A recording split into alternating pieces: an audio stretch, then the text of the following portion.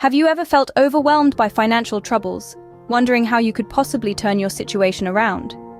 Imagine for a moment a widow from the time of the biblical prophet Elisha.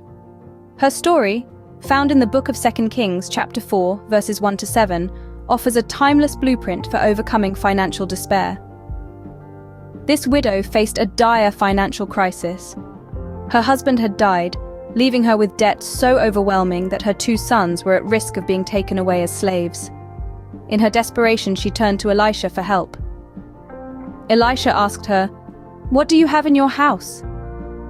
All she had was a small jar of oil. Elisha instructed her to borrow as many empty jars as she could from her neighbors.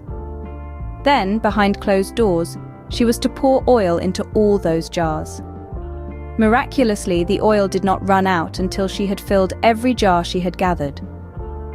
She went back to Elisha, who told her to sell the oil and pay off her debts. With the money from the oil, she not only cleared her debts but also secured enough to support her family. What can be learned from this ancient tale? First, assess what you have. Like the widow, start with your own resources.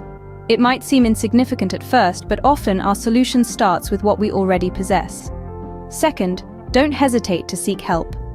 The widow reached out to Elisha, a wise move that directed her to the solution of her problems. In modern times, this could be financial advisors, mentors, or community resources. Third, take action. The widow did not just sit back after receiving advice, she actively gathered jars and poured the oil. In any financial recovery, action is a critical component. Lastly, use creativity in your approach. The widow's solution was unconventional but effective. Sometimes the most innovative solutions come from thinking outside the box.